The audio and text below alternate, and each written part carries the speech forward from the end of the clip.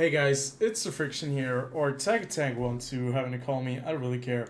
Welcome back to World of Tanks, where we are today revisiting the SU-122-44. After we've done the same with the E-25, I thought it would be only fair if we go back to my most played tank destroyer of all time, the SU-122-44. Now, if we check my battles real fast, you can see it has the most games out of all of the tank destroyers, and by far.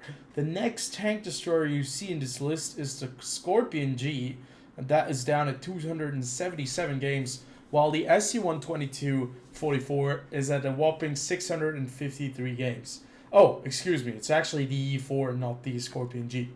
Now, why is that? This is a tank that, when it first came out, I was enthralled by. I have 21 top guns in this, I have 16 high calibers, and I have 1 Pools medal. And that is because this tank was absolutely insane when it was first released.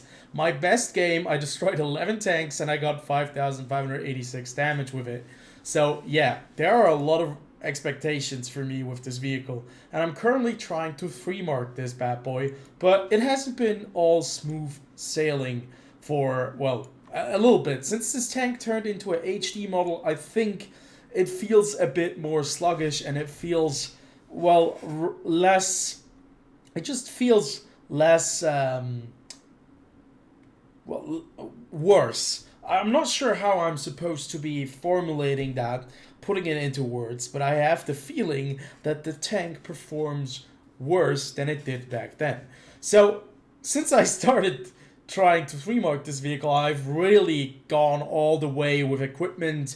I went all the way with premium consumables, and I'm trying to, get all the field modifications right now and also train the crew. Because this tank has an insane amount of DPM with a 122mm gun that basically everyone knows if you've played Russian tanks at all, which has just great alpha damage, a great rate of fire, and thus you have a great DPM. The issue is just the aim time and the dispersion values are both quite horrendous, as well as the gun depression angle. Unfortunately, you only have 4 degrees of negative gun depression, and the vehicle itself has somewhat okay armor, especially with the very nice angling there, but it doesn't work anymore if you're going up against tier 8 vehicles. 90mm of armor against tier 7 vehicles with this angling does work a lot of the times, but it does not work all of the time. One of the main reasons why I love this tank so much is because it was just such a fun tank to play. Like, really in-your-face tank destroyer back in the days, where you just drove up into their face, you angled your armor a bit, and you just tried to put as many shots into them as you could possibly manage. And that was like a lot of fun. You could get like a lot of damage in a short amount of time. That's something that you were just not able to do in a lot of other tank destroyers. And it also had some very nice mobility. You can see I am using experimental equipment for this one, and basically one thing that a lot of the older premium tanks, a lot of the older vehicles have, is they have great top speed. So like this vehicle has 46 kph top speed, which is fine by the way, which back then was really good. But you had really bad specific power to weight ratio, so it took you a longer time to accelerate, but you still had top speed when you had that speed up, like the acceleration was going up and you were able to reach the speed. Now, in World of Tanks 2023, that no longer really works. You also have vehicles that are fast and they have great acceleration at the same time. So that's something that is very different from back in the days and something you have to get used to. So how do you play the SU-122-44 when it's basically supposed to be a vehicle that, when sniping, is just not very good because of the lack of accuracy, unless you invest quite heavily into it, as I'm doing here? Are you supposed to be playing this vehicle as an aggressive, in-your-face tank destroyer? Well, the armor doesn't hold up very well anymore, and going up against tier 8s and tier 9s, well, that's not even, that's unfortunately the norm nowadays. And having these tier 7 battles only, well, that's something you rarely get into. So you kind of have to relearn how to play the SU-122-44, and I had some initial problems with getting into it. Like, I was too aggressive, I was too passive. And I think now I found the perfect place where I'm able to be aggressive in certain situations and where I'm able to be passive in others. And it kind of works out great in a way. And I have some gameplays ready for you guys. We're going to watch them in just a second. And I'm really glad to be back playing the SU-122-44 because it's just it's a fun tank. It's a blast of the past. And hopefully you guys do enjoy this video as well. And let's move on to the gameplay. Okay guys, I've got two gameplays for you in the SU-122-44. And this one is against tier 8 opponents. And a pretty nice matchup. We have some tier 7s, but we also have quite a few tier 8s. So there's plenty of HP running around. And I just want to say that when you have a SU-122-44 that is playing a sniper role and playing a little bit like an assassin, it can actually work great. The thing is just that the penetration of 175 millimeters is a bit lackluster at tier 8.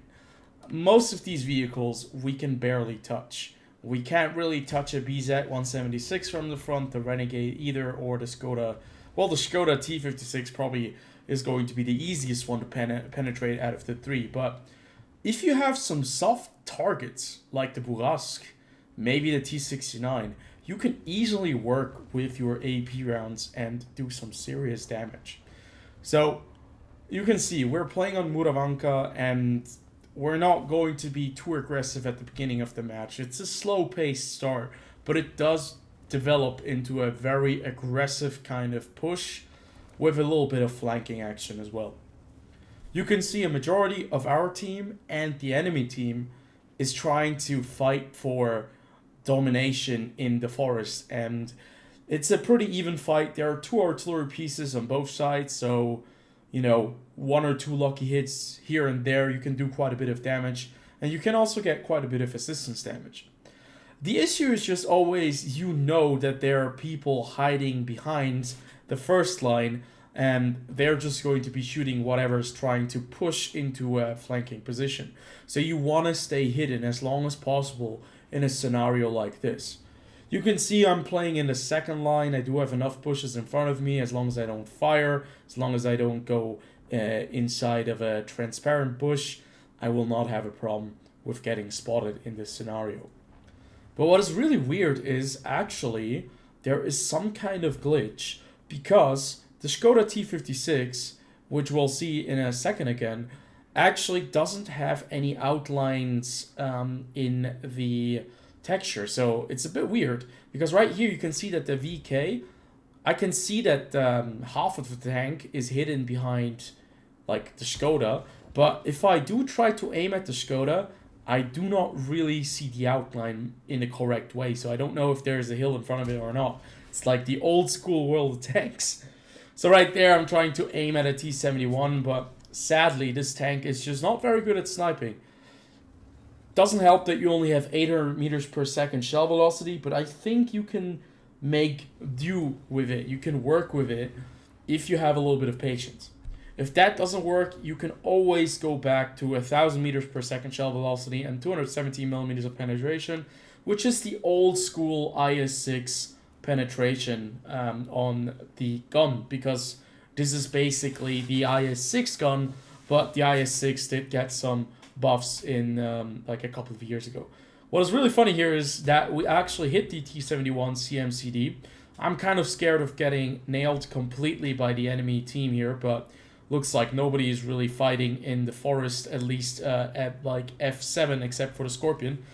We put him almost out of his misery, the T-71, but he is still alive with 1 HP. Luckily for us, the T-71 knocks him out, and now we are just waiting for a very juicy Scorpion tank that has no armor and is going to taste the high explosive shell of the SU-122-44. Now, what is really cool about this vehicle is the insane DPM. This tank has, I think, 1 round ready every 8 seconds. And if you train your crew, if you have the right equipment on it, you can go all the way down to 6.7 seconds, where you can easily have like a lot of damage in a very short amount of time. And that's exactly what we are about to do. Because this tank is so good at playing assassin role, as long as you can stay hidden, you can easily outmaneuver your enemies, get to their side, and just start working on their HP. So we knock out the T69, we just wait for our gun to be fully accurate, then we move on over to the Renegade. But sadly, the Renegade is a bit of a challenge for the 175mm of penetration. That is why I'm switching over to APCR now. And with the APCR, we can just do quite a bit of damage. Now, there was one incident with a Bourrasque a couple of games ago. So I decided to actually shift my attention over to a Bourrasque and exact some revenge on this guy. With APCR rounds, you can see it's pretty easy to hit him, and we do a whopping 384 damage. And yeah, he's basically dead meat trying to run away. But unfortunately for us, right there, I'm a bit upset. Round doesn't go into the Bourrasque, but we still managed to find the second one, and we actually set him on fire as well. Which is a very weird theme. It does happen very often when you fire this kind of caliber round into someone's engine compartment. It's really insane. Now, obviously we had quite a few targets that we were easily able to pick off right there, but you cannot do the same with the E25. The E25 does just not have the alpha damage to allow you this kind of damage output. What is really cool is just that this tank has great DPM, it has a great alpha for tier 7, and you know, it's decently mobile as well. And sometimes even the armor does hold up very nicely. We managed to grab 3 kills in this matchup, and we managed to stay hidden for a majority of that game, except for 2 times or 3 times. And with the right equipment that I'm using right here, you can make this into a very, very powerful tier 7 tank destroyer that is able of dealing massive amounts of damage and being a very sneaky assassin. I would say we go into a tier 7 matchup and we see just how deadly this tank can be when nobody's able to see you at all. So the second gameplay I'm going to show you guys is in a tier 7 matchup with quite a few tier 6 tanks. This is what it originally always kind of came down to when I first started playing the SC12244, when a lot more players were playing on the NA server and you had way more tier 5-6 vehicles running around and not just tier 8 tanks. And you can see we're on Erlenberg and we have a whopping, like, a lot of tier 6 vehicles that we can deal damage to. And you can just see just how strong this tank is in an assassin role, using the camouflage value to its advantage and having that old school mechanic where it just does not light up when it fires outside of a bush. It's just, you know, the old school tank destroyer mechanic where spotting someone firing inside of a bush is a lot more difficult. And to spot nowadays, well, there are only 2 vehicles that have that ability. So you can see we're going to the left because we're expecting a few medium tanks to push around the castle here. Maybe we'll have some shots inside of the middle. We can probably also fire 1 or 2 shots off at the EBR Hotchkiss if he tries to become a really aggressive scout. There's no artillery, so we should be safe from incoming fire. Tank destroyers will have to set up in offensive positions to be able to deal any significant amount of damage to us. And I think majorly we're just going to be able to be a pain in the ass for anyone trying to push our flank. Since we have such high alpha damage and such a high rate of fire, we're an extremely dangerous vehicle that can take on several targets at once as long as I can stay hidden. And that's exactly what is happening right here. We're engaging a T-43 and we have basically already shaved off 757 HP off of this T-43, and we knock him out with the 3rd round. And that didn't take us very long, and that's just something you can do with this vehicle.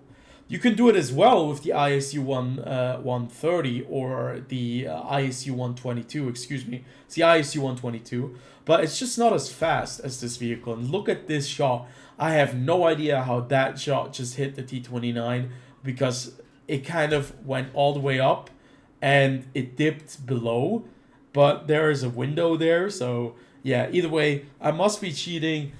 Penned the lower plate of the T29 from like 500 meters away. Perfect shot. That's something you only get when you play Soviet tanks, basically. But right here, this EBR Hotchkiss, he's constantly getting spotted, probably by the M4A3E2, the jumbo to the left of us. But he still has to move out, and he is moving out now. He does have some support. It's a T-3485 at the back. And yeah, sadly, we hit the EBR Hotchkiss instead of the T-34. But look at that damage output. RNG gave us a whopping 452 damage to that Hotchkiss, making him a guaranteed one-shot for us now. The game itself is going fairly well. Our heavy tanks in the middle are doing some serious work. And that allows us now to actually be a lot more aggressive. So we are now able to actually engage the EBR Hotchkiss. And sadly for us, things like this still happen when you play world tanks. That you sadly fire at an EBR Hotchkiss, hit the wheels, and the vehicle just doesn't die. These bloody wheeled tanks are a real annoying nuisance in world tanks. I just cannot stand them in the game. But you know what? We move on because we're actually going to be taking care of the entire western flank with this jumbo. But we're still waiting. We're still waiting for a perfect time to actually hit the Hotchkiss. Now, when you're playing a tier 6 match with this vehicle, or God forbid a tier 5, you're going to be outgunning basically every single tank in the game, and your armor is going to be incredibly tough to crack for any of these vehicles.